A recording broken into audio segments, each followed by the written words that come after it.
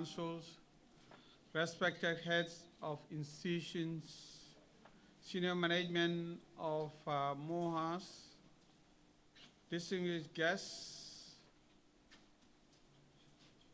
brothers and sisters in development from the media, ladies and gentlemen. Good morning and welcome to Sindola, Kanilai, and to this MOHAS First Quarter Sector Retreat 2005. It is with great pleasure that I address you today as we commence this important gathering which brings together the leadership of our higher education sector to address or to assess our progress, align our strategies, and set the course for the year ahead.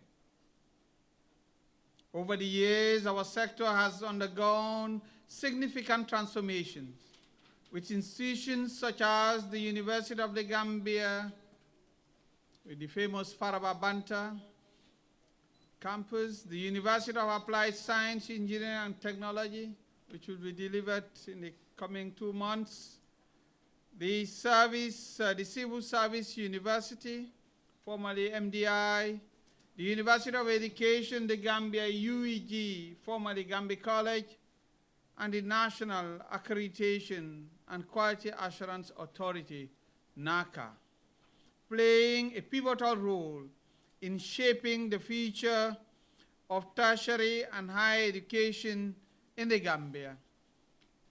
These institutions, with their unique mandates, continue to drive quality education, research, and innovation, all of which are central to our national development agenda. This retreat comes at a crucial moment as we seek to consolidate our gains from 2024 and strategically plan for 2025. It is an opportunity for us to engage in critical self-reflection, to assess the challenges we have encountered, and to collectively find solutions that will enhance our sector's efficiency and impact. The objectives of this retreat, why we're here.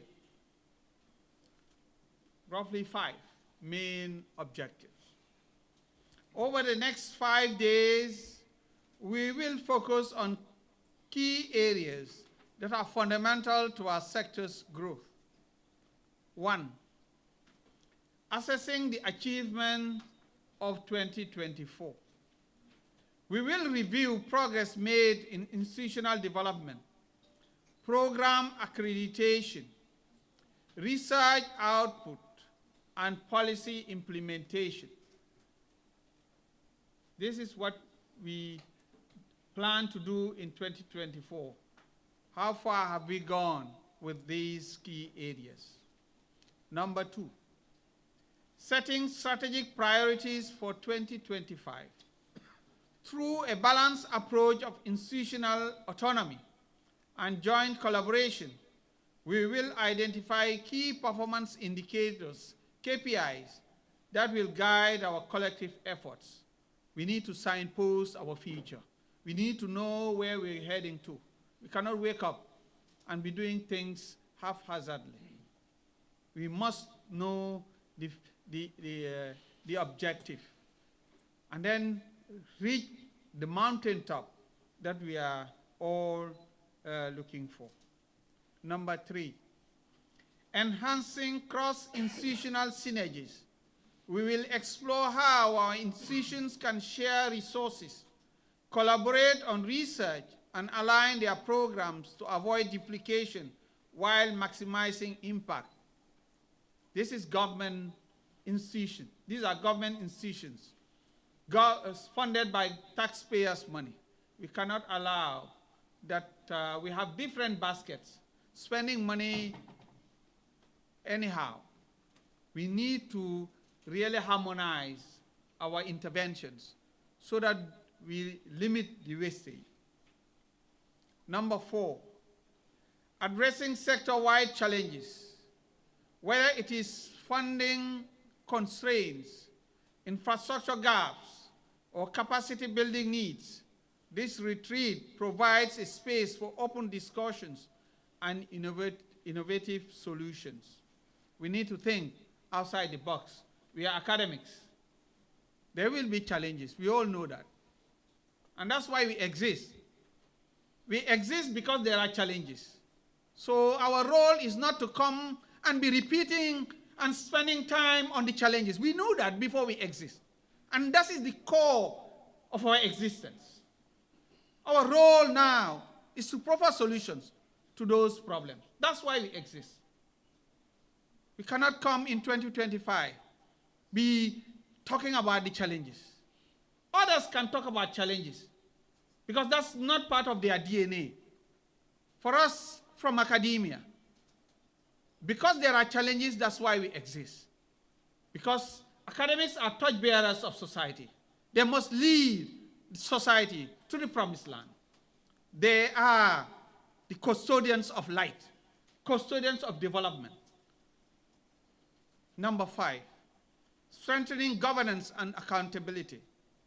The role of governing councils in ensuring institutional effectiveness cannot be overstated. Their active participation here underscores our commitment to good governance in higher education. Governing councils are government. They represent government. They speak the voice of government. Governing councils are not trade unions. They cannot say anything different from what government is saying. Because it belongs to government. It's a delegated authority. So these are things that need to be understood very clearly and executed as per our national development agenda. The role of higher education in national development. As we deliberate, let us always remember that higher education is not just about producing graduates. It is about equipping individuals with the knowledge, skills, and competencies to drive economic growth, social transformation, and technological advancement.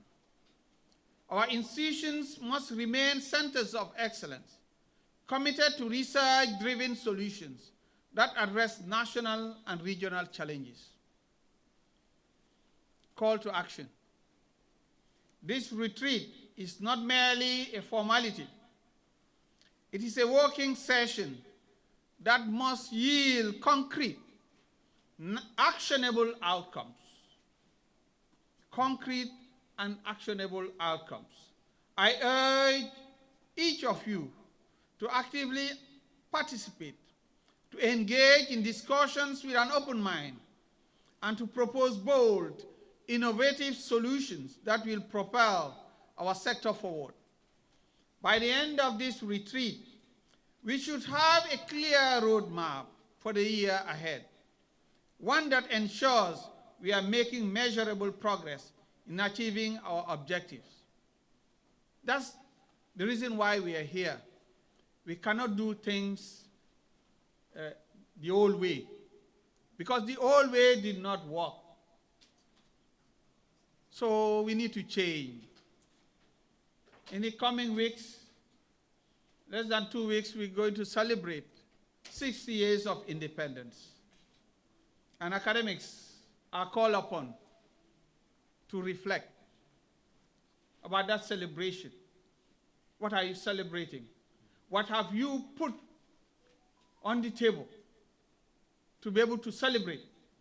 What are you going to hand over to generations yet unborn, that when you were given that opportunity to lead these institutions, this is what you were able to do? You must tell the Gambian people what you have prepared for them when it comes to higher education. Therefore, this week, we need to reflect and be able to produce something very tangible, action-oriented policy decisions. so that we change the narratives. We are from the Gambia. We are academics. We cannot behave like others. We will argue among ourselves. We will, as I stated on Friday during the validation of the first ever tracer study on UTG graduates, and we'll be doing the same thing for all the other institutions. There's another one coming on Tibet that concerns USET and others. But we will do the same for the civil service and also Civil Service University and the University of Education. But we need to really plan and plan well. I would like to extend my sincere appreciation to all of you for your dedication and unwavering commitment to the enhancement of higher education in the Gambia, as instructed by His Excellency, President Adama Barrow. I also thank the organizers from MOHAS, my DPSCs, and the entire MOHAS family, singling out our Director of Planning. I used to call him the Faraba man, you know? But now very soon he will be the Kanilai man. Because from Kanilai, we will talk to the world. Before we were talking from Faraba. But if we come up with a clear roadmap that will help us to signpost our development agenda. I thank you and the facilitators of this.